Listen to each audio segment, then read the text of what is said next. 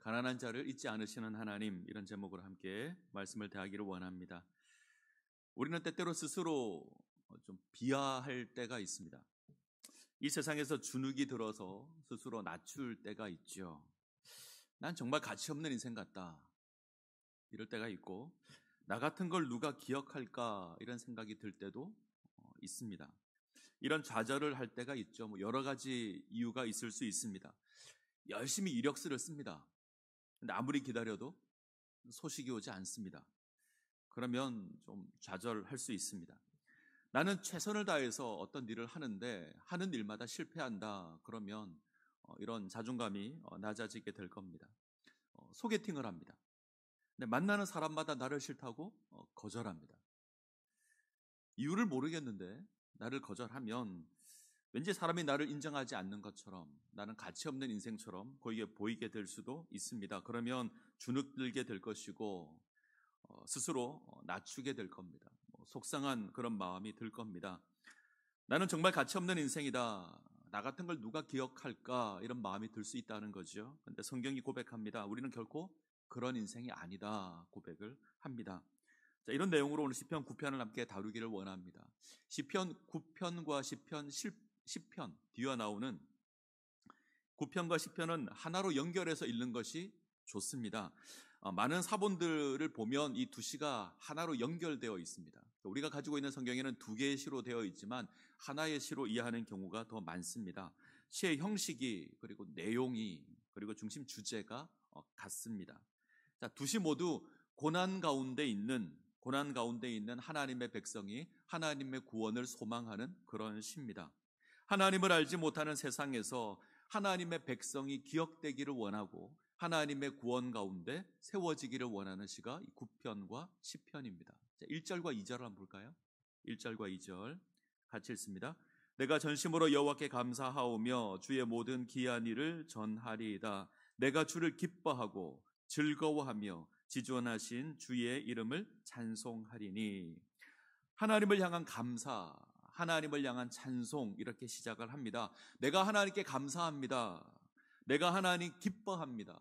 내가 하나님을 즐거워합니다. 내가 하나님의 이름을 찬송하겠습니다. 시인이 이렇게 이 시를 시작을 합니다. 자, 시인이 이렇게 감사하는 이유가 뭐죠? 하나님께서 베풀어 주신 역사 때문입니다. 주의 모든 기사를 내가 전하겠다. 하나님께서 내게 베풀어 주신 그 역사가 있는데 내가 그거 선포하겠습니다. 고백합니다. 지난날 하나님께서 나에게 베풀어 주신 놀라운 역사가 있습니다. 그거 기억하고, 그거 감사하고 찬양하고, 그 역사를 인해서 즐거워하는 겁니다.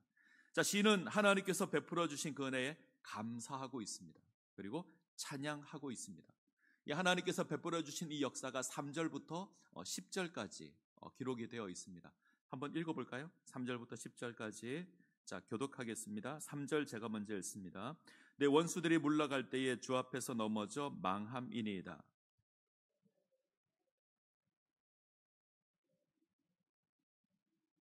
이방 나라들을 책망하시고 악인들을 멸하시며 그들의 이름을 영원히 지우셨나이다.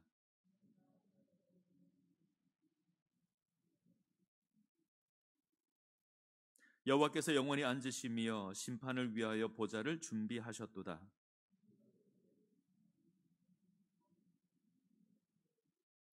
여호와는 압제를 당하는 자의 요새이시요 환난 때의 요새이시로다. 이는 주를 찾는 자들을 버리지 아니하심이니이다.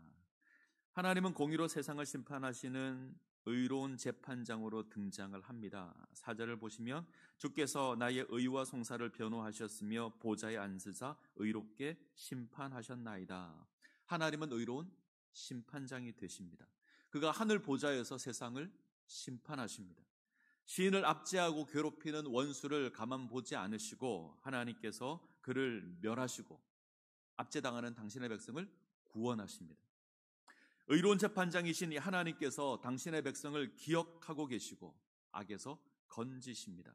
자, 시인은 자기 인생 여정을 뒤돌아보면서 이 하나님 기억합니다. 의로운 재판장이 되셔서 악인 가운데서 나를 건지시는 하나님, 그 하나님 기억하고 그 하나님 찬양하고 있습니다. 시편 9편의 주인공은 다윗입니다. 우리가 다윗의 인생을 잘 알죠. 다윗의 인생을 좀 되돌아본다면 이 고백의 내용들이 좀 더 쉽게 이해가 될 겁니다. 다윗은 베들레헴 출신입니다. 유다 지파 가운데 가장 작은 마을 가운데 하나가 베들레헴입니다. 다윗은 이곳에서 이새의 8번째 아들로 태어나죠. 그는 주목받지 못했던 아들이었습니다. 선지자 사무엘이 베들레헴 이새의 집에 왔을 때 이새가 그의 아들들을 불러 모읍니다. 그런데 다윗은 부르지 않죠. 그렇게 귀하게 생각하지 않았던 것 같습니다. 대수롭지 않은 아들이 다윗입니다. 그는 초청받지 못한 아들이었고 들에서 양이나 쳐야 했던 아들입니다. 아버지 이새는 다윗을 대수롭지 않게 생각합니다. 그는 완전수 7에 들어가지 못했던 8번째 아들입니다. 성경은 이 다윗이란 이 이름보다 먼저 막내라는 그런 이름으로 다윗을 먼저 소개합니다. 사무엘이 남은 아들이 없는지 묻자 이새가 이름을 말하지 않고 이렇게 이야기하죠. 막내가 남았는데 그가 양을 칩니다. 그가 양을 지키고 있습니다. 보잘것 없습니다. 남은 아들이 하나 있긴 한데 굳이 보지 않으셔도 됩니다. 이런 의미입니다. 이전 번역은 막내라고 하지 않고요. 말째라고 했습니다. 자, 이 막내에 해당하는 단어가 이제 히브리어로 카톤입니다. 막내라는 뜻도 있지만 좀 더 정확한 뜻은 보잘것없다, 가치 없다 이런 뜻입니다. 자, 보잘것없고 가치 없는 존재가 다윗이었습니다. 그런데 하나님께서 이 다윗을 기름 부어서 이스라엘의 미래의 왕으로 세우십니다. 근데 하나님께서 이렇게 불러주셨는데 이 부르심이 다윗으로 하여금 도망자의 삶을 살게 합니다. 사울의 시기와 질투로 말미암아 다윗은 도망자의 삶을 삽니다. 떠돌이 인생을 살죠. 유다 광야를 도망해야 했습니다. 사울이 이쪽 산으로 쫓아오면 다윗은 저쪽 산으로 피해야 합니다. 사울은 다윗이 있는 곳이라면 어디든지 군대를 이끌고 쫓아왔습니다. 죽음과 나 사이에는 한 걸음밖에 되지 않는다. 이 고백은 결코 과장된 고백은 아닐 겁니다. 때문에 다윗이 이제 이방으로 도망하기도 하죠. 모압으로 도망합니다. 그리고 원수의 땅 블레셋 땅까지 도망을 합니다. 그리고 그곳에서 일이 잘못되어서 큰 위기 가운데 놓입니다. 위기에서 벗어나기 위해서 침을 질질 흘리고 벽에 글자를 글적이는 미치광이가 됩니다. 다윗의 인생은 수없이 많은 죽을 고비로 가득합니다. 끊임없이 전쟁을 치렀던 것이 다윗입니다. 사망의 음침한 골짜기가 끊이지 않았던 것이 다윗의 인생입니다. 근데 그때마다 하나님께서 다윗과 함께 하셨습니다. 다윗을 지켜주셨고 다윗과 함께 하십니다. 사울이 매일 다윗을 찾았으나 하나님은 다윗을 사울의 손에 넘기지 않으십니다. 하나님은 결코 다윗을 잊지 않으셨습니다. 이 다윗을 지키시는 분이 하나님이십니다. 지금 다윗은 하나님께서 베풀어 주신 이 은혜를 기억하고 있습니다. 보잘것없는 인생이었는데, 가치 없는 인생이었는데 하나님께서 택하셨고 세워주셨음을 기억합니다. 사울을 비롯한 많은 원수로부터 끊임없이 고난을 당했는데 그때마다 하나님께서 함께 하셨고 지켜주셨다는 사실을 기억하고 있습니다. 그리고 그 하나님을 찬양하는 겁니다. 이것이 우리가 살펴봤던 앞부분의 내용입니다. 자, 지금 다윗이 인생의 여정을 뒤돌아보면서 하나님께 감사하고 찬양하고 있습니다. 왜 다윗이 이렇게 할까? 그 이유는 지금 자기를 따르는 백성들을 권면하기 위해서입니다. 지금 다윗과 다윗을 따르는 백성들은 큰 어려움 가운데 있습니다. 원수가 위협하고 있고 이들을 무너뜨리기 위해서 다윗과 그의 일행들을 죽이기 위해서 계략을 세우고 있고 함정을 파놓았습니다. 내일을 알 수 없는 어려움이 지금 이들 가운데 가득합니다. 그런데 다윗은 믿음 가운데 세워져 있죠.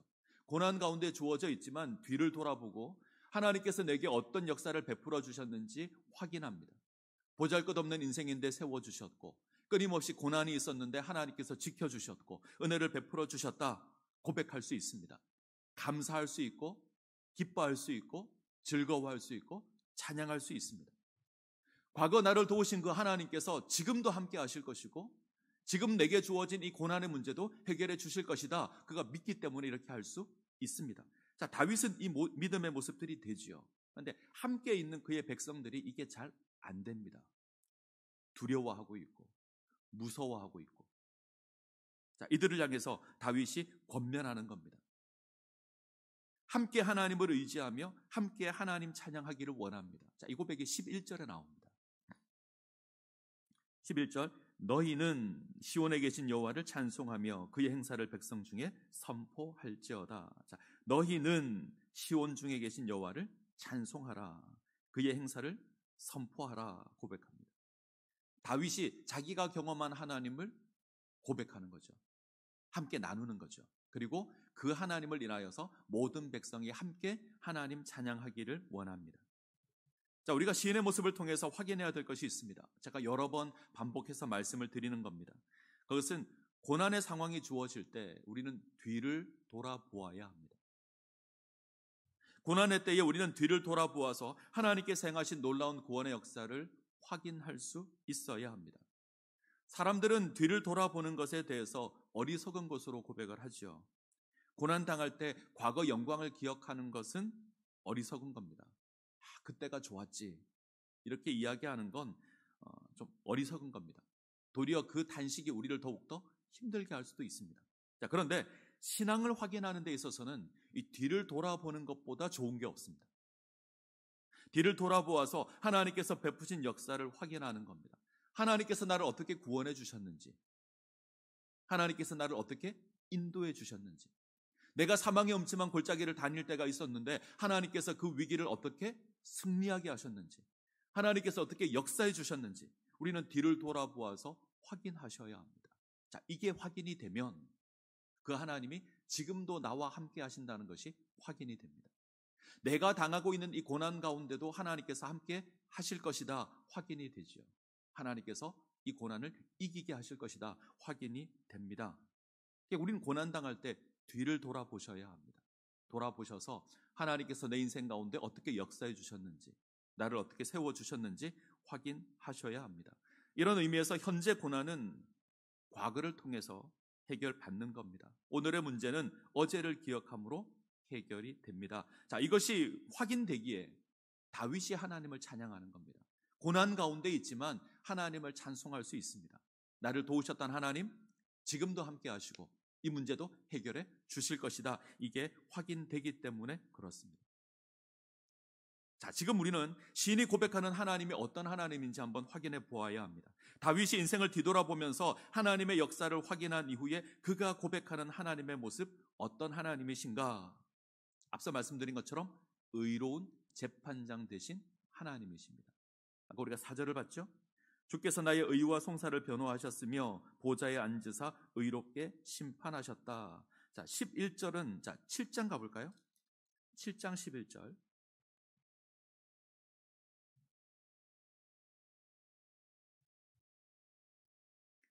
자, 10편 7편에서는 이렇게 고백합니다. 7편 11절 같이 읽습니다.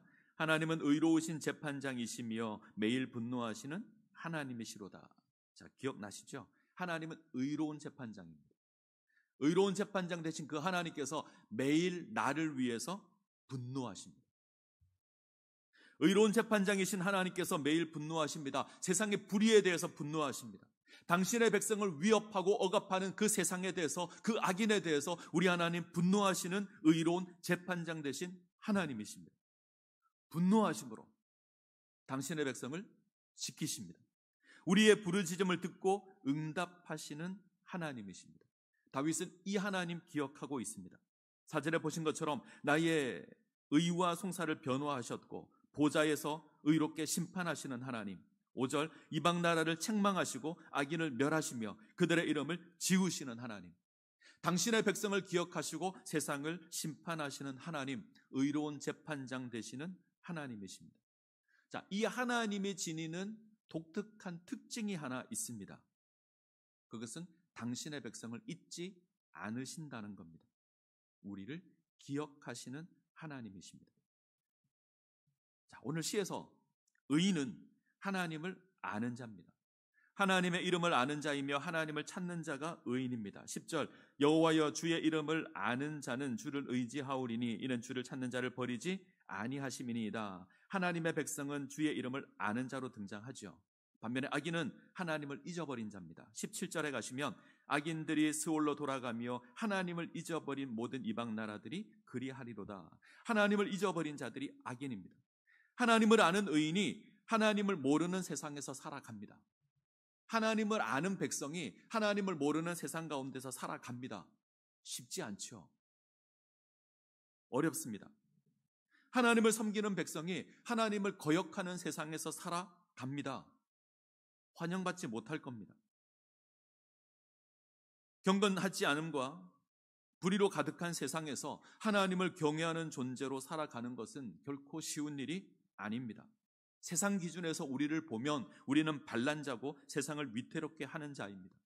때문에 세상은 끊임없이 우리를 반대할 겁니다. 우리는 억울한 일 당할 겁니다. 고난 가운데 놓일 겁니다. 우리는 세상에서 가난한 자일 수밖에 없습니다. 세상 가운데서 배척당하고 내몰릴 겁니다. 그런데 하나님께서 우리를 기억하십니다. 의로운 재판장 되신 그 하나님께서 우리를 기억하십니다. 결코 우리를 모른다 하지 않으시는 하나님이십니다.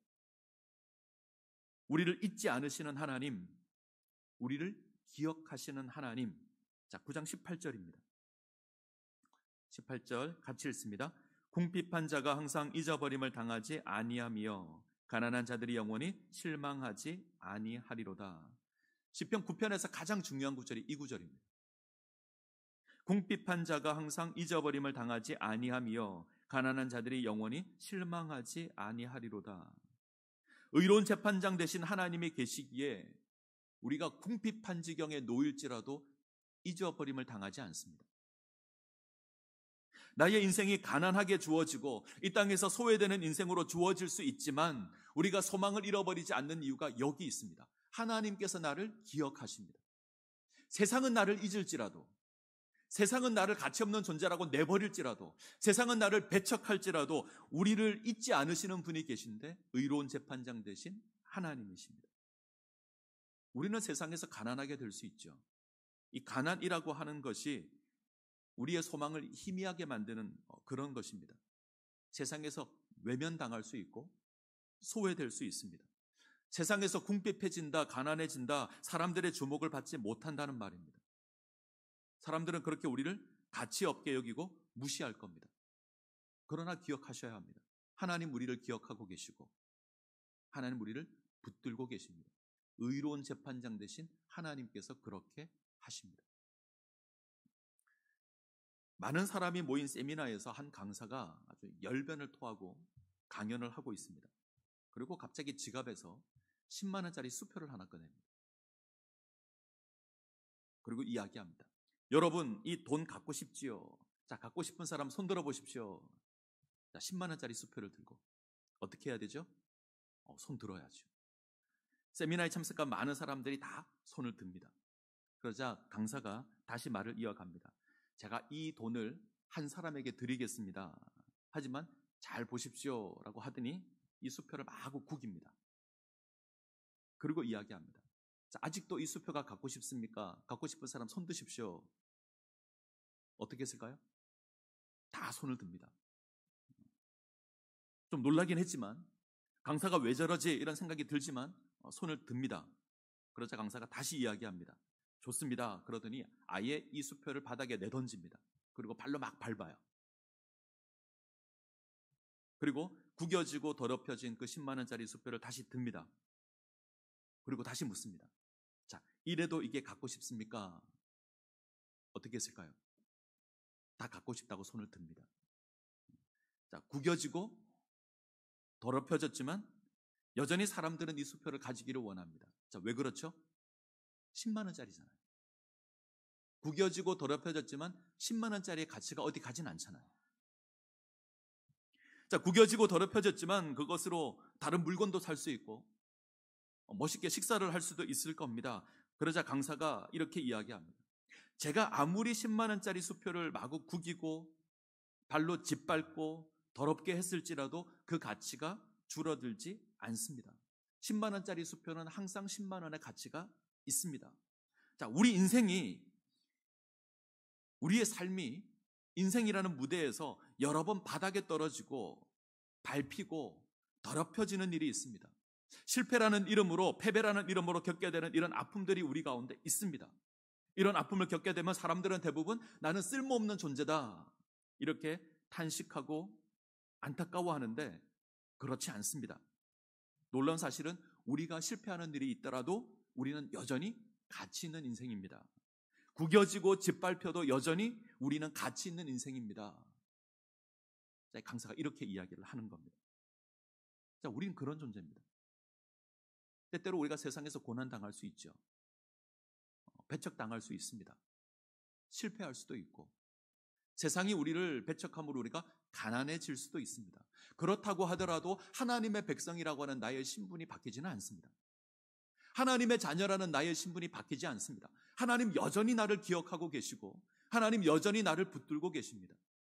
나의 하나님 대신, 그 의로운 재판장 대신 하나님이 나의 삶 가운데 간섭하실 겁니다. 자, 창조를 한번 생각해 볼까요? 혼돈하고 공허하며 흑암이 가득한 이 땅 위에 하나님께서 수면 위를 운행하시면서 세상을 창조하십니다. 빛을 만드시고, 궁창을 나누시고, 하늘을 만드시죠. 땅과 바다를 나누시고 땅에 식물을 내십니다. 하늘에 해와 달과 별을 달아 놓으십니다. 공중에 새를 만드시고 바다에 어족을 만들고, 그리고 땅에 짐승을 만듭니다. 자, 그리고 뭘 만들죠? 사람을 만듭니다. 사람을 제일 나중에 만듭니다. 다르게 표현하면 사람이 창조의 주인공입니다. 원래 주인공은 늦게 등장하는 편입니다. 하나님께서 사람을 위해서 세상을 만들어 두십니다. 무대를 만들어 놓죠. 무대를 다 꾸미고 나서 하나님께서 주인공을 만듭니다. 하나님께서 우리를 위해서 하늘을 펼치셨고, 하나님께서 우리를 위해서 바다를 만드셨고, 하나님께서 우리를 위해서 해와 달과 별을 달아 놓으셨습니다. 우리를 위해서 그 수고를 하십니다. 이 세상의 모든 것이 우리를 위해서입니다. 하나님의 형상이라는 고귀한 신분으로 우리를 만들어 놓으셨습니다. 우리는 귀한 존재입니다. 그 어떠한 피조물보다 가치 있는 존재가 우리들입니다. 자, 창세기 8장으로 한번 가죠. 창세기 8장.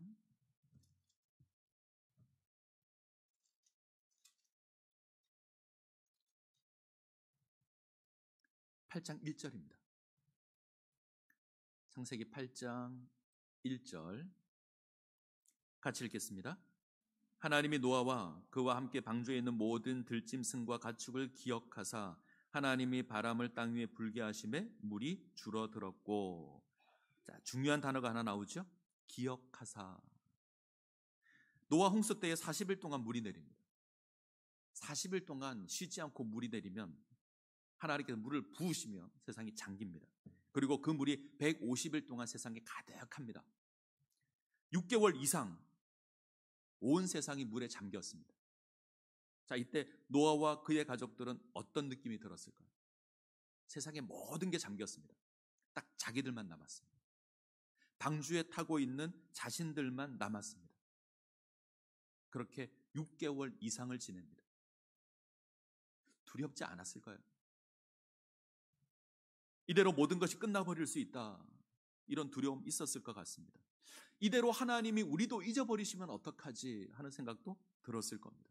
근데 성경은 고백합니다. 하나님이 기억하십니다. 노아와 그의 가족들을 기억하십니다. 세상의 모든 것이 심판당할 그때에 하나님은 당신의 백성을 기억하시고 그 기억하심으로 물을 감하십니다. 하나님이 죄가 가득한 세상에서 우리를 잊지 않고 기억하십니다. 하나님을 거역하는 세상 가운데, 그 세상 가운데 거하고 있는 우리를 기억하시고 구원하시는 하나님이십니다. 우리를 구원하기 위해서 하나님께서 친히 인간의 몸을 입으시고 이 땅 가운데 오십니다. 우리를 기억하사 우리를 구원하기 위해서 세상을 창조하신 하나님이 이 땅 가운데 오십니다. 사람의 몸을 입으시고 십자가를 지시고 고난당하시고 죽임을 당하십니다. 우리를 위해서 이렇게 하십니다. 우리를 기억하심으로 이렇게 하십니다. 바로 나를 위해서 이렇게 하십니다. 세상의 그 어떤 피조물도 누리지 못하는 사랑이죠. 세상의 그 어떤 피조물도 이런 하나님의 은혜를 경험하지 못했습니다. 우리는 그런 존재입니다. 우리는 아주 특별하고 귀한 존재입니다. 결코 보잘것없는 존재가 아닙니다. 때때로 우리가 인생을 살다 보면 하나님이 나를 잊으신 것 같이 생각될 때가 있습니다. 인생이 구겨질 때가 있고 짓밟힐 때가 있습니다. 그러면 어김없이 이런 물음이 들 겁니다. 나는 왜 이럴까? 난 참 보잘것없는 인생이야. 이런 생각도 들고, 이런 인생을 하나님께서 기억하실까? 이런 생각도 들 겁니다. 그러나 기억하십시오. 우리가 고난당한다고 해서, 우리가 어떤 실패한다고 해서 우리의 가치가 바뀌지는 않습니다. 아무리 구겨지고 밟힌다고 할지라도 10만 원짜리 수표가 10만 원의 가치를 지니고 있듯이 우리 역시 하나님의 백성으로 그 가치를 지니고 있습니다. 어떤 상황에 놓인다고 할지라도 우리는 하나님의 백성입니다. 다르게 표현할까요? 우리가 어떤 상황에 있더라도 하나님 우리를 기억하실 겁니다. 우리가 실패하고 넘어지고 좌절하는 자리 가운데 있다고 할지라도 하나님 우리를 기억하실 겁니다. 하나님 가난한 자를 잊지 않으시는 하나님이십니다. 이 하나님 바라보시기를 바랍니다. 자, 19절 20절입니다. 다시 시편으로 가죠. 시편 9편 19절 20절 같이 읽겠습니다. 여호와여 일어나사 인생으로 승리를 얻지 못하게 하시며 이방 나라들이 주 앞에서 심판을 받게 하소서. 여호와여 그들을 두렵게 하시며 이방 나라들이 자기는 인생뿐인 줄 알게 하소서. 자, 세상에서 어려움 당할 수 있죠. 아무렇지 않게 취급당하고 마구잡이로 취급되어서 땅에 밟힐 수도 있습니다. 그러나 우리를 기억하시는 그 하나님께서 일어나실 것이고 우리를 건지실 겁니다. 자, 19절 여호와여 일어나사, 그 하나님 일어나실 겁니다. 우리를 위협하는 인생이 승리하지 못하도록 하실 겁니다. 우리를 위협하는 이 이방 나라들이 심판받게 하실 겁니다. 하나님께서 우리를 지키실 것이고 우리를 건지실 것이고 이 세상을 심판하시며 하나님의 백성으로 온전히 세우실 겁니다. 자, 시간 기억하시기를 바랍니다. 하나님께서는 궁핍한 자를 기억하시는 하나님이십니다. 가난한 자를 잊지 않으시는 하나님이십니다. 악인의 형통은 영원하지 않을 겁니다. 악인의 고난도, 의인의 고난도, 우리의 고난도 영원하지 않을 겁니다. 하나님께서 마침내 우리의 궁핍함과 고난을 찬양의 제목으로 바꾸실 겁니다. 우리로 하여금 기쁘게 하나님을 찬양하는 그 자리 가운데 세워 주실 겁니다. 이 은혜 가운데 세워지시기를 바랍니다.